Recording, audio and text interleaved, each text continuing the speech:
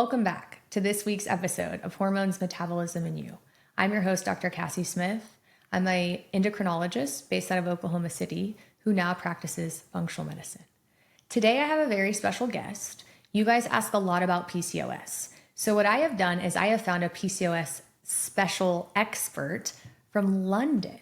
So he actually has a PCOS Reset Academy and has tons of followers on social media. So I reached out to him and I asked him if he would please come on our podcast to answer all your questions about PCOS.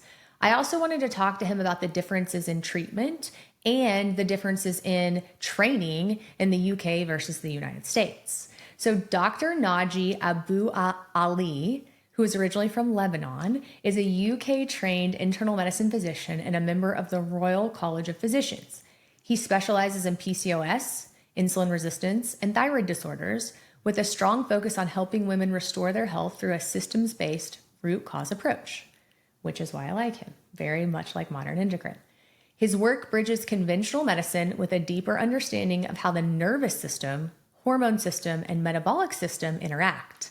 By addressing this full body network, Dr. Naji helps patients heal from the root rather than just managing symptoms. So I think you guys are going to really like what he has to say.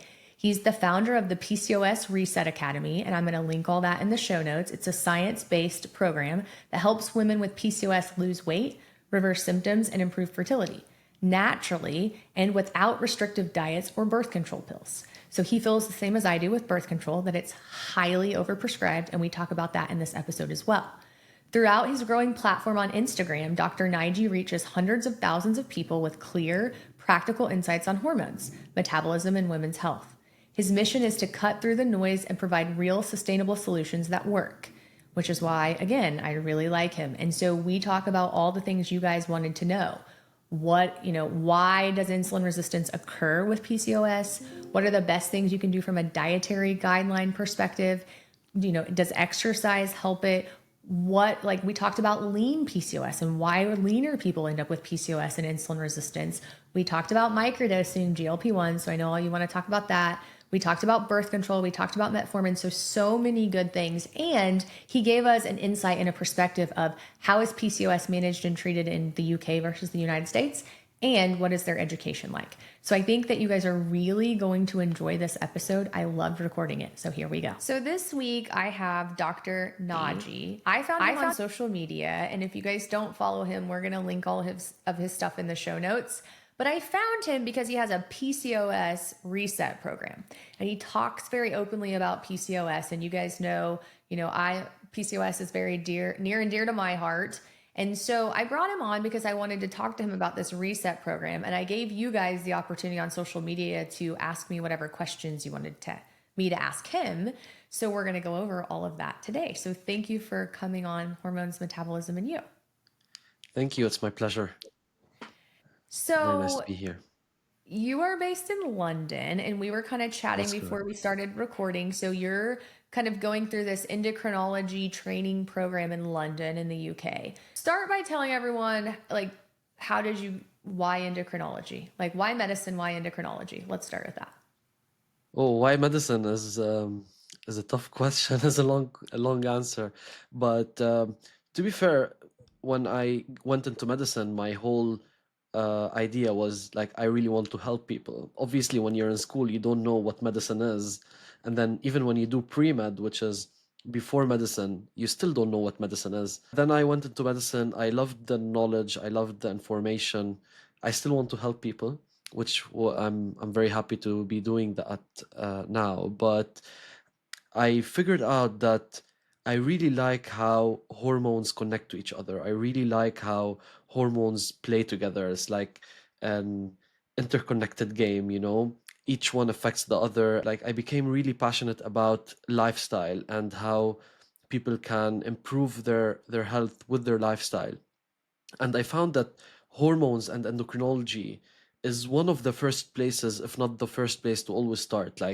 Balance your hormones. You cannot heal if your hormones are not balanced.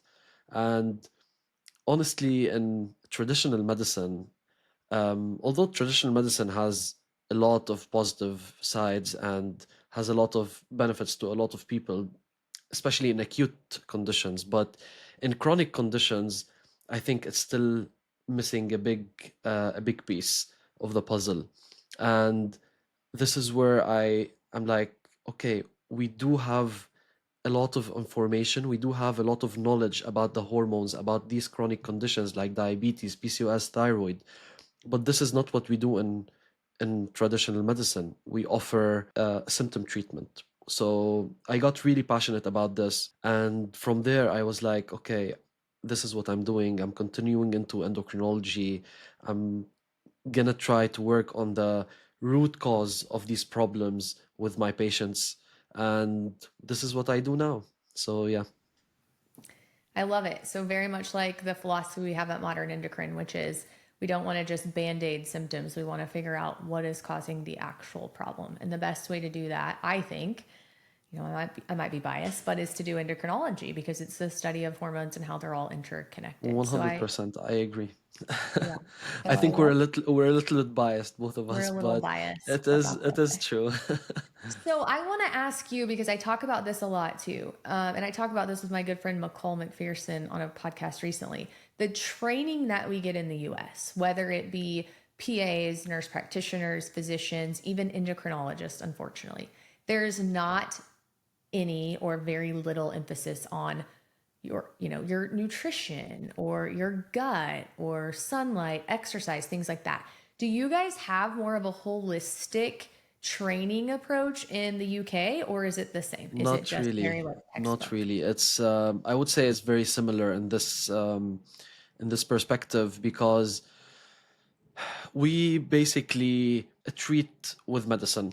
I mean, okay, this is our like this is what we've been taught in medical school, and this is what we practice in our fellowship, and this is what like the consultants practice in their practice as well. Because I think there are many reasons. One is like the time that's provided to patients in medicine, and you need to be like very evidence based and very approved by the uh, like some of the organizations and institutions. But unfortunately, we get zero to little knowledge about nutrition, gut health, nervous system, which is for me like the main number one thing that anyone who wants to heal their hormones, their chronic conditions, even their gut needs to start with. And this is what I like. This is why my PCOS reset program is a little bit like well known because of the nervous system approach. Unfortunately, it doesn't work like that. For example, let's say I see a patient with the thyroid or PCOS in my modern medicine in the medicine clinic where I work, my where I'm doing my fellowship. It's I'm not even allowed to discuss like anything other than what we can provide for her. We have to offer birth control, we have to offer metformin, and we cannot like go and talk about stress reduction or balancing like reversing insulin resistance. Like you can say it, okay, lose weight or reverse insulin resistance, but we don't have the time, resources, or even like permission to go further into that and like have a holistic appointment with the patient. It doesn't work this way, unfortunately, yet. Yeah. So unfortunately, I'm hearing it's very similar in London and the UK as it is here, unless you take more of a functional approach and you have a private functional clinic, which is kind of what we were talking about. So, and hopefully that's where the world is going to go with people like you and people like me and just, good providers out there. But you're not you're not telling me anything that's not shocking, unfortunately. So I kind of want to so I want to pick your brain about a lot of things PCOS because you have this PCOS reset program, and so I asked my listeners and they have a lot of questions. So PCOS is really near and dear to my heart. So my listeners know this, but like I got diagnosed with PCOS whenever I was finally like 29. So it was a lot of struggling until then. And then I had been on birth control my whole life, which you were talking about, which just wrecked my hormones and wrecked my gut and didn't help anything. And so finally I figured all that in my early 30s, and it's taken like 7 years to get healthy after that. So Talk to us about dietary or lifestyle changes that you recommend for people with insulin resistance, because we know insulin resistance is like a big part of PCOS. Unfortunately, it's a big part of just the world now because of the food that we eat. But, and I don't know what it is. I have two questions. Number one, do you know what the incidence of insulin resistance is in the general population in the UK? Because in the United States, it's about 93%. It's really bad. Do you know what it is there? And then secondly, what are some dietary or lifestyle changes that you recommend for insulin resistance? I'm not entirely sure about the incidence of or prevalence of insulin resistance in UK. I know that obesity is around 60%, overweight and obesity is around 60%. So, I mean, when you have obesity, you most likely have insulin resistance. But to be fair, just before we go into the treatments, because we talked about PCOS and insulin resistance is a very huge topic in PCOS because even in lean women with PCOS, insulin resistance approaches 70 to 80%, and virtually all women with PCOS who have excess weight are insulin resistant. So it's it's it's very important, and even for the manifestation of PCOS symptoms, you basically need some insulin resistance. Like even if you have PCOS and you reverse insulin resistance completely, your symptoms are gonna you're gonna notice a significant improvement in symptoms. Okay. Regarding the dietary changes, uh, for me, I'm not a person who likes restriction and obsession. Okay. However, we have enough evidence to know that for PCOS and insulin resistance in particular, being in a calorie deficit first, especially if you're if you have excess weight, because the way to reverse insulin resistance is to melt your visceral fat. So you need to melt the fat around your muscles, around your liver, around your pancreas. This is the first step to reverse insulin resistance. So you need to be in some sort of a calorie deficit, especially if you if you have excessive weight. So that's the number one approach before anything else. In terms of dietary choices, a low insulin lifestyle works really well with PCOS. And it's very important to note that it's low insulin, not only low blood glucose or like stable blood glucose, stable insulin levels. Because hyperinsulinemia is a common cause for manifestation of symptoms in PCOS, especially. And we know that everything we eat technically stimulates insulin, but especially protein and carbs. So, first, a diet low in monosaccharides, so simple carbohydrates. That's the golden rule for reversing insulin resistance and PCOS. Why? Because monosaccharides, so we're talking about starch, we're talking about sugar, they lead to a spike in blood sugar. They lead to a spike in blood glucose and in insulin, and this is a cycle that really wreaks havoc on the body, causes inflammation, and worsens insulin resistance. So that's number one. Number two is reduction of saturated fats. I know this is very controversial, and some people will be like will not agree with me, but I've seen all the studies. There are particular fatty acids that do not help PCOS, do not help insulin resistance. In particular, palmitic acid, for example, that's present in fatty meats and in palm oil, for example, in very high concentrations. I don't, there's nothing for me that's restrictive or complete omission. For me, it's reduction. It's focusing on the other stuff, on the healthier stuff for insulin resistance and PCOS, mostly the inflammatory stuff. But the first two golden rules is one, avoidance of monosaccharides, so simple carbohydrates, and second, reduction of saturated fats. Okay. Yeah, I don't know I if you think those have are, any. no, I think those are great places to start. I'm Yeah, assuming you probably have a whole section in the PCOS reset program that talks about food choices. yeah, of And I course. think that's something that's very difficult for people because food is such a cultural thing too, right? And so Yeah, I find a lot of times with PCOS that, in general, if you have PCOS, a lot of times like somewhat of a fasting window is good too. You don't want to be snacking all the time. And so sometimes it's hard because a lot of times you wake up hungry and then we have really late dinners, especially you guys in Europe. I know you guys eat like crazy late. And so sometimes I tell people too with PCOS, just trying to find like a 10-hour window a day that you're going to consume your calories and give your body a rest. I think that's really helpful too. That's what helped me kind of get started with getting rid of some of my visceral fat and a lot of my insulin resistance. I think But it's a very you, good approach. Yeah. yeah, but you But just also, one thing about just intermittent fasting about before we pass through it. I mean, I believe personally that most people do intermittent fasting incorrectly because they skip breakfast. And if you want to do intermittent fasting, like skip dinner, and I know this is very, very unrealistic for most people, like it's not practical. So for me, if I want to do a like a fasting window, 12 hours from dinner to breakfast, that's all I ask for. and I agree with you, and it is that's true. I say this all the time. I feel the best when I don't eat dinner or I don't eat a big dinner. What I do is like I have a lot of soups. Like I love soup.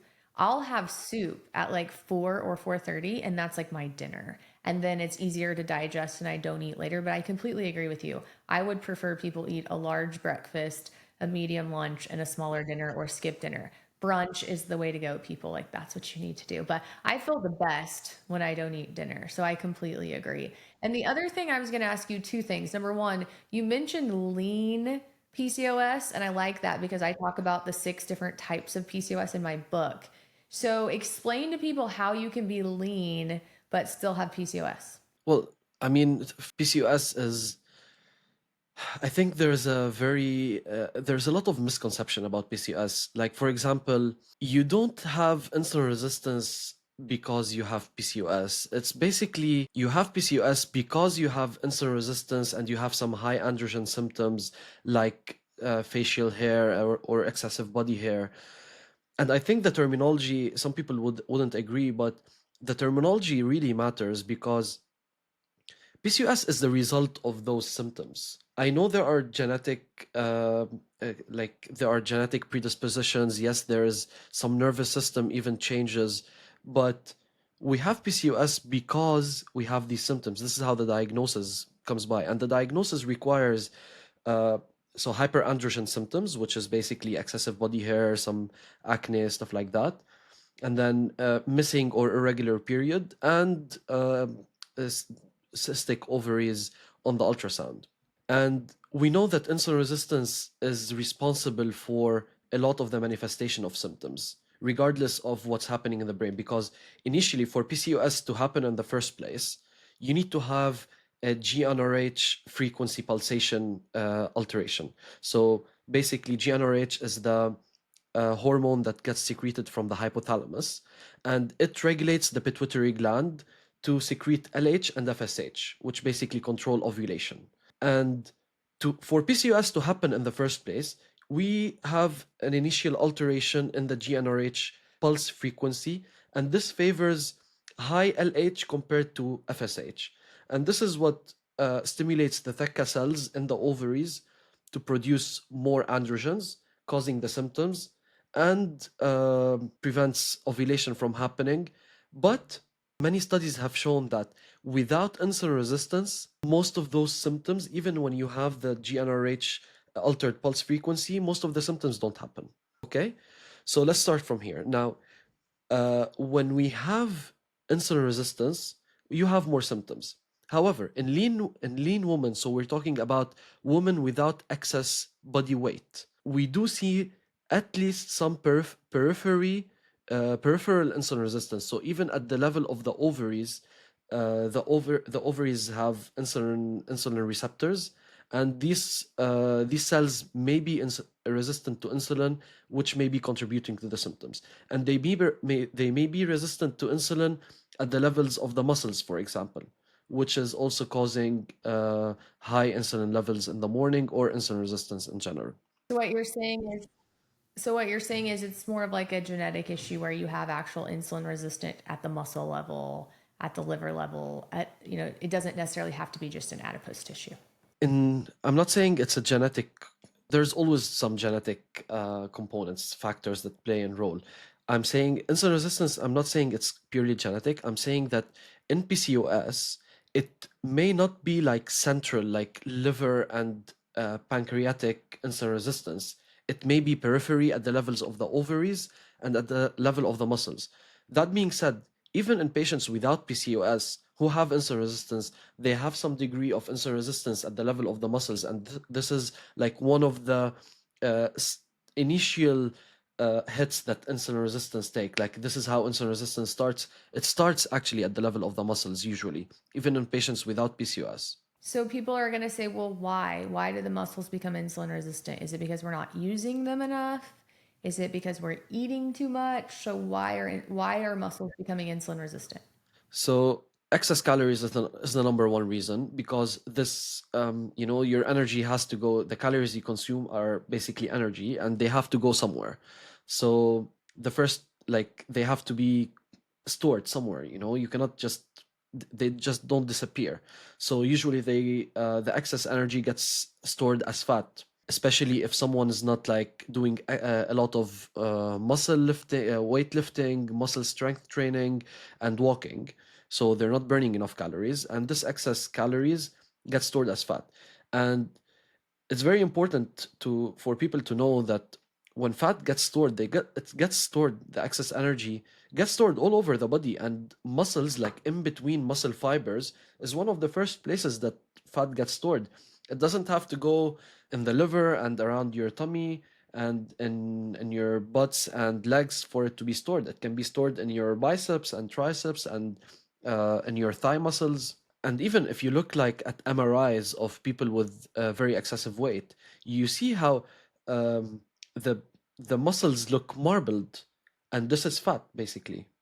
Even a steak, like when you eat a steak, I don't want to have like a very similar comparison, but a marbled steak is basically this is fat and in the muscle, you know and this is one of the main causes of insulin resistance. This is this is what initiates the process of insulin resistance in most people. So if you exercise a lot, can you out exercise a bad diet? Can you out exercise this excess calories that you take in? And theoretically yes, but practically no, because if you're exercising even 2 hours a day and lifting weights and running, you're gonna burn an extra, let's say, 1500 calories, which is most people don't burn 1500 calories. 99% of people don't burn 1500 calories by exercise. But you can literally have one meal at Five Guys and eat 2000 calories per burger and fries and Coke.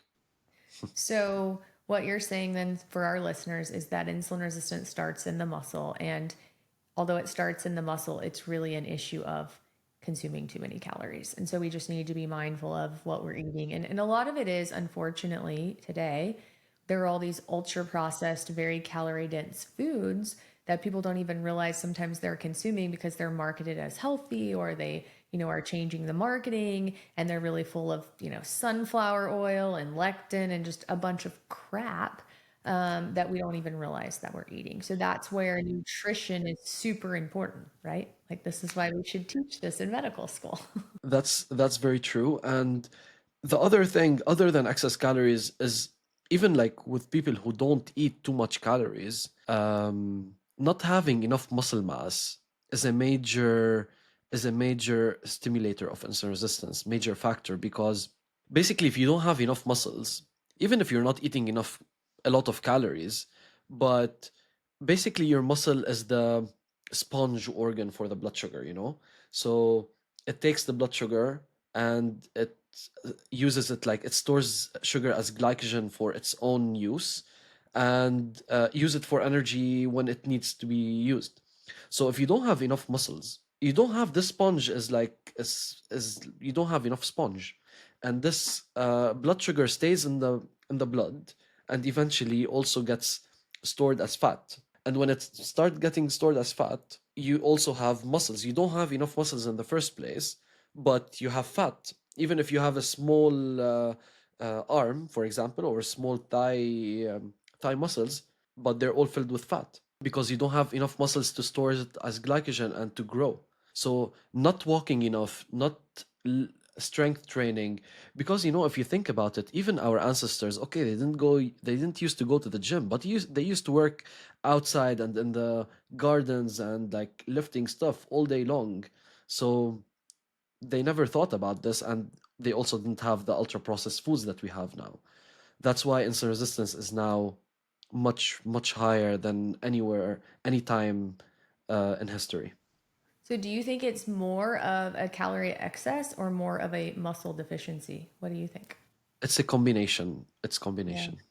Yeah, and I think, it's really important. I talk about this all the time. Like muscle mass is so important. And so unfortunately, a lot of women live in this headspace where from, early 2000s, we want to be these tiny little skinny things, right? That's so, so, so out. Like that's so out.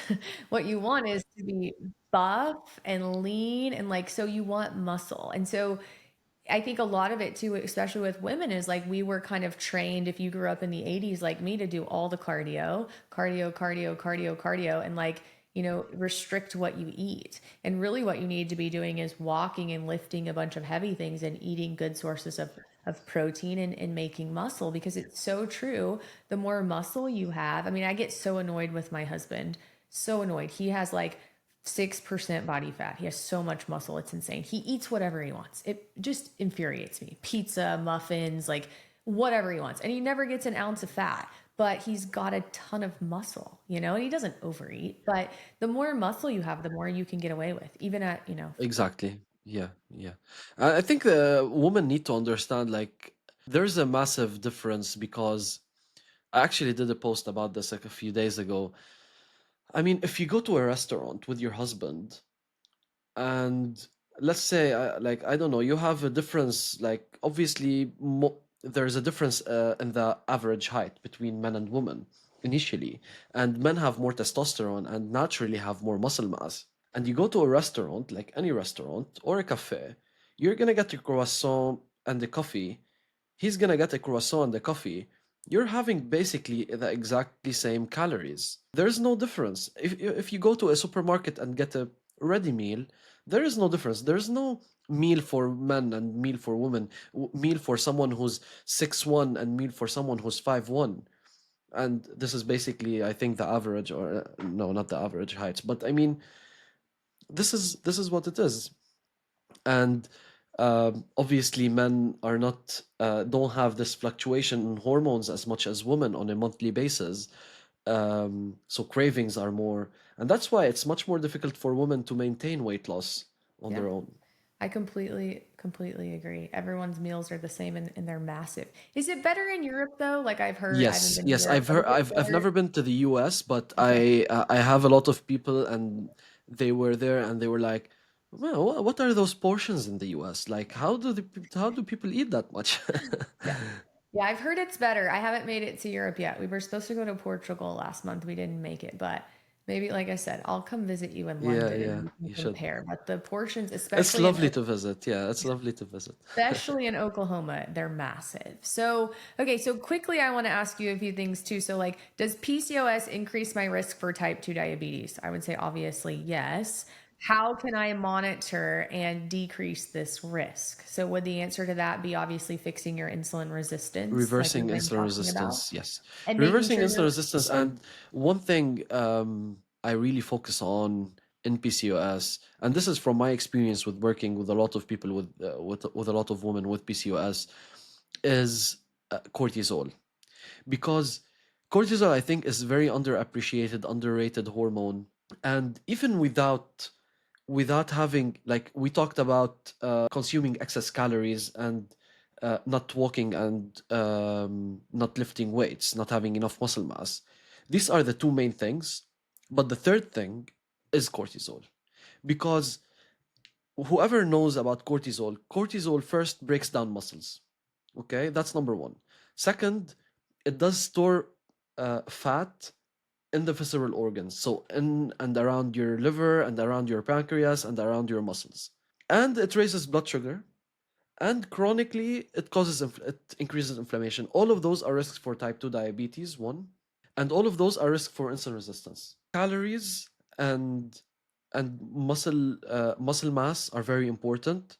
But if I would add one thing that's equally important for me because it also affects the mental health so much, is balancing cortisol and managing chronic stress. This It is all, go ahead. yeah, this is essential. In other Yeah, it words, also affects your sleep, your 100%. mood, Insulin your resistance, yeah, your cravings. swelling, your Yeah, cravings. yeah. Yes. And so cortisol is so powerful. We check that if in if all you of our have if patients. you have chronically elevated cortisol, the thing Mhm. is, we talked about calorie consumption and muscle mass, but if you have chronically elevated cortisol, and it's going to affect your sleep, so your cravings will increase. And chronically elevated cortisol already breaks down muscles. You're not going to be able to build muscles properly if you have chronically elevated cortisol, because it literally is catabolic. Like, you're gonna break down your muscle. It's gonna break down your muscles because it's trying to protect you. For like, the body is thinking it needs protection. It's in survival mode. That's why cortisol gets elevated. So Right. these are the three most important things: uh, calorie consumption, muscle mass, and walking, and cortisol.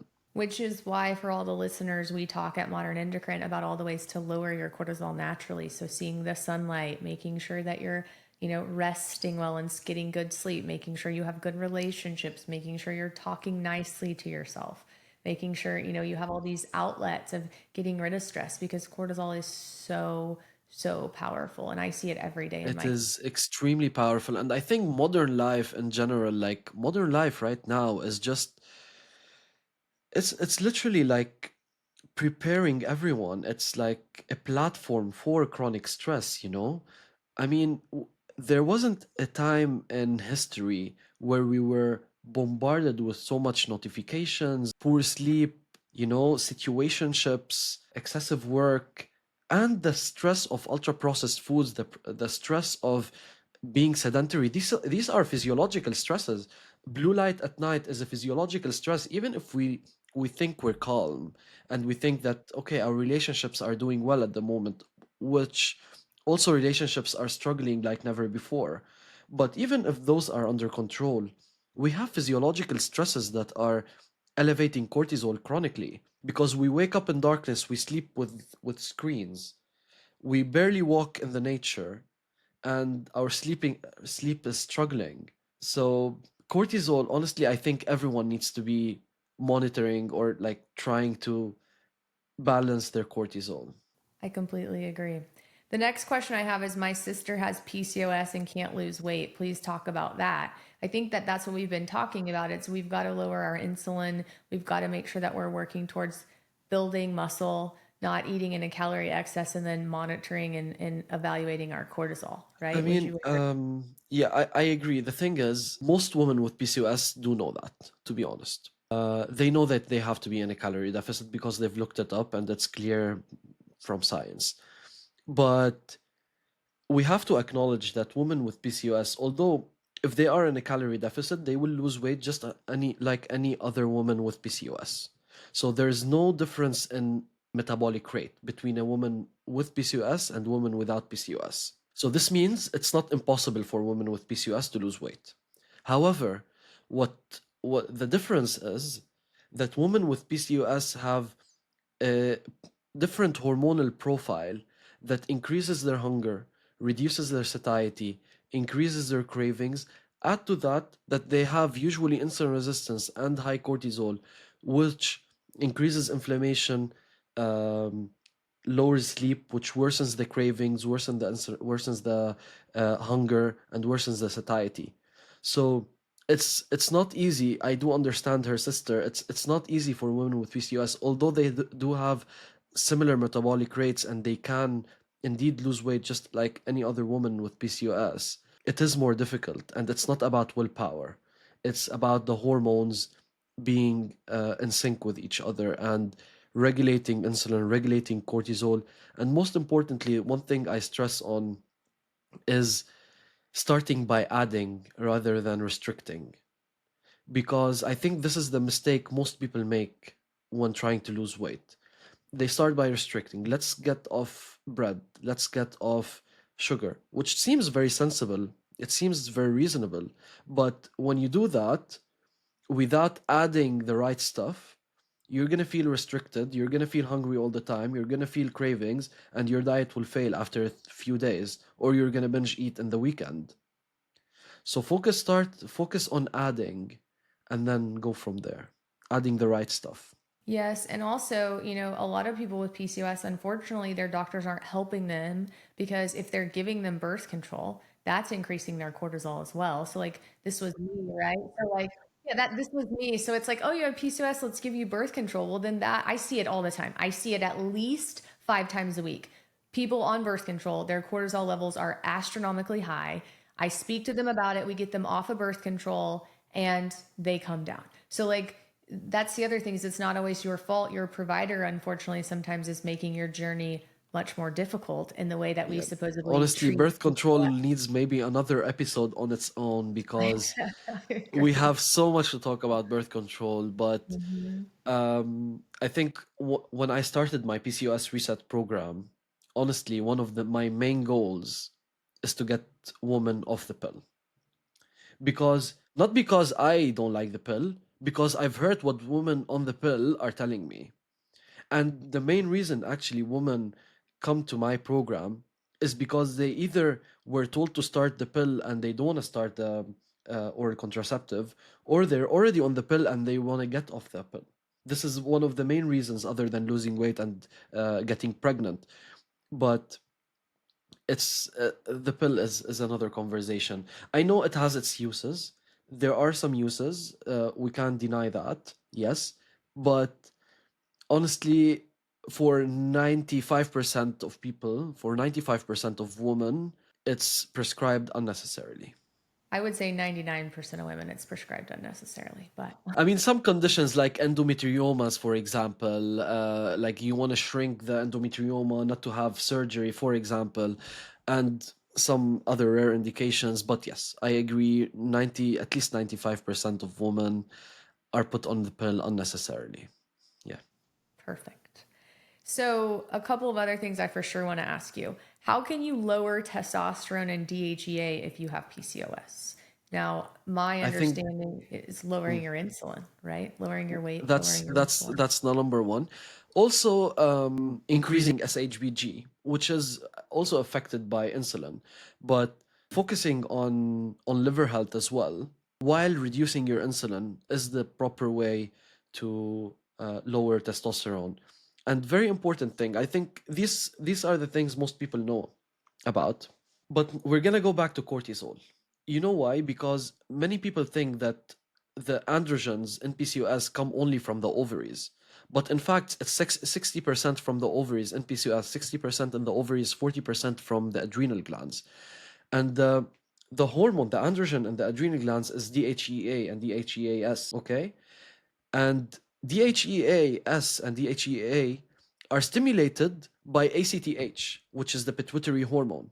And when cortisol is chronically high, your body forms some sort of cortisol resistance, like similar to insulin resistance. And from cortisol resistance, this stimulates ACTH secretion that loses the negative feedback, and this stimulates the adrenal glands to secrete more DHEA and DHEAS, which increases androgens and leads to PCOS symptoms. So again, insulin, cortisol, this is the way for PCOS. Agree. And the last question I really want to ask you, can long-term microdosing of GLP-1s offer sustained metabolic and hormonal benefits? So I love microdosed GLP-1s. We were sort of briefly talking about this. I have phenomenal success with PCOS when used correctly. I think that that also helps a lot with, just lowering your risk of diabetes. A lot of the things we've talked about, the What's weight. the dose that you use? So it depends on the person. I start doses as low as zero point zero 0.05 milligrams of semaglutide, zero point 0.1 milligrams of semaglutide. I use trizepatide, zero point 0 or zero point 0.5 milligrams, 1 milligram. So very low doses. My goal in using it is for people to not have symptoms, to not even really know that they're taking it. It just helps calm down inflammation. I see CRP levels go down. I see And we're insulin levels talking go about down. injectables as well. We're talking about compounded peptides, like microdosed peptides. Honestly, I'm a very big fan of GLP-1s in the first place for people who have clinical indications for people with excess weight, and like diabetes, PCOS, with obesity. I think they're very helpful. Um, I personally haven't had experience with microdosing. Maybe I'll have to take some advice from you about that. But I don't think there's any reason not to be pro microdosing GLP-1s, as long as it's done under medical supervision and side effects are monitored. I think it's a good idea. And what about metformin? Is a metformin a plus or a minus for you with PCOS? So the thing is, metformin is part of the clinical indications. Like we sometimes use it to to try and restore ovulation. But the thing is, metformin is working through insulin. It's not like magic. It's not reversing insulin resistance. It's just trying to improve temporarily insulin sensitivity. And this is what's happening at the level of the body. So why not break the cycle from the root? Why not tackle the problem from the start, from the roots, and just deal with it like properly instead of putting a band-aid, another band-aid? Because now we're giving metformin to try and regulate to try restore ovulation.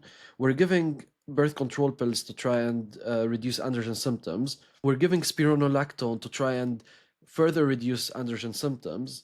And then we're getting to a patient who's like 35 and wants to get pregnant, and then we're using letrozole to try and stimulate ovulation. It's just like, why not properly treat the root cause, Correct. Because that's not a very good business model. Because well care is not a good business model. At least that's the Exactly. I reason in mean, the United States. But I think the system does really need some type of, hopefully people like you and I and other people who are adapting to the system and adopting a functional approach and really trying to heal people can have a good impact on the system and on the medical system, because it's needed. People are really struggling and suffering even. correct. Okay. So I think that you've covered a lot of the questions I have. At the end of my podcast, I always ask people 3 questions. So don't overthink it. Very simple answers, but I want your answers to these questions. So the first question is, what is one food that's most beneficial and why? Extra virgin olive oil, no competitor. Because extra virgin olive oil, I mean, I am a little bit biased. I'm Lebanese, Mediterranean, but extra virgin olive oil, it's high in monounsaturated fat, it's anti-inflammatory, it's really heart healthy, and everything like we've seen in every studies, the more of extra virgin olive oil you have, like the healthier you are. I think it's like one of the healthiest foods in the world, and it's amazing source of fat. Even in cooking, some people are afraid to cook with it. It's great for cooking. I love olive oil. I have a patient who brought me olive oil back from, where is she from? I can't remember. Maybe it was Lebanon, but it's amazing. So I love olive oil. And then I had another patient who just brought me some olive oil from Greece. And so I'm excited to try that too. So the second question is, what is one thing that anyone can do for their health to improve their health that's 100% free? Meditation. Meditation. I get that a lot because it lowers your cortisol, right? Yes, exactly.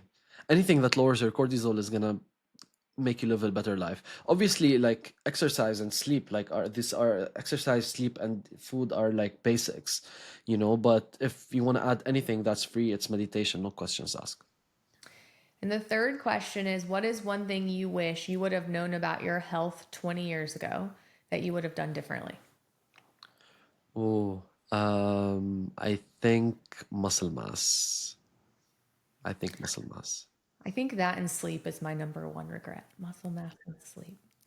Okay, well, can you tell us, Dr. Naji, tell everyone where they can find you? So, like, tell everyone, are you on social media? How do they find your course? Do you have anything coming up that we need to know about besides the Yeah, fact of that maybe course. you and I You are can going to find me. go ahead? Go ahead. Say please. I said, besides the fact that maybe you and I are going to make a clinic in Dubai someday, right? Yeah, yeah, someday, hopefully. Um, So you can find me on Instagram. It's Dr. Naji, Dr. Full Doctor, DOCTOR.Naji. And you can find my links there. You can message me, and I have a lot of free guides. So yeah, feel free to reach out if you need to. And you said you were thinking about a podcast. You don't have one yet. Do you have a No, not yet. website or anything? A website Yeah, anyone can go it's to? all linked to my Instagram. Okay, perfect. Okay. So we'll make sure and put all of his stuff in the show notes. I'll make sure and tag him. We'll do some collaboration on social media too, so you guys can find him really Definitely. easily. But I'm super glad that you agreed to do this interview and we connected. And maybe we'll have to have you back on and just talk about birth control at Oh, some yeah, point maybe. too. Thank you so much for inviting me and having me here. It was really a pleasure to talk to you, and hope we can talk soon as well. Yeah. All right. All Have a right. good day. You too. Bye bye. If you're somebody who's struggling with PCOS or know somebody who's struggling with PCOS or insulin resistance, I hope that some of this information was beneficial to you. Please, please, please share this with somebody that you love, somebody that you know, and somebody this could be helpful for. I do think that we hit on some really cool topics with PCOS. Again, we talked about lean PCOS, dietary lifestyle changes with PCOS, how you can decrease your risk of developing type 2 diabetes if you have PCOS, weight loss with PCOS, which is so hard. And Dr. Naji gave a lot of good pointers and tips with if you are trying to lose weight, the reasons it's so difficult with PCOS. And then again, testosterone, DHEA, great pointers with why is it high? How do we lower it? Microdosing GLP-1s, just how healthcare is in general. I loved this conversation. And I definitely think I'm going to have him back so we can just talk about birth control. But if you did think that this was beneficial at all, please make sure that you share it. Leave us a review. Make sure that you're subscribed wherever you get your podcast so you'll be notified every time we drop an episode. I'm going to put his links in the show note, and I'm going to put his links to his PCOS Academy that he has. I think it would be phenomenal for people to go through, and I'm really happy that he did that to help people. If you have any issues that modern endocrine can help you with, just remember we have licenses in 42 states now. So that's super exciting. Just got licensed in New York. So check us out. We would love to help you any way that we can with your healthcare needs, and make sure you're following us on social media. We have a lot of really exciting things coming up towards the end of the year. Have a great week. The information presented, including any materials discussed, referenced, or linked within this podcast, are for general educational purposes only, not the practice of medicine. No doctor-patient relationship is formed from you listening to this podcast or utilizing any of the information provided. I am a doctor, but I am not talking to you as your doctor. The information provided is not intended to diagnose or treat health problems, or take the place of the professional medical care provided by your doctor. If you are experiencing any health problems, including problems you believe have been touched upon in any respect within this podcast, you should consult your doctor about the problems without delay. You may ask your doctor whether he or she believes the information I have provided would be helpful to you, but you should still consult your doctor immediately and follow his or her medical advice as your treating physician. I'm just here to provide you basic knowledge about the issues we discuss so you are more aware of them and can better discuss them with your doctor. That's why we call it Back to the Basics. Join me on the next episode as we continue our journey.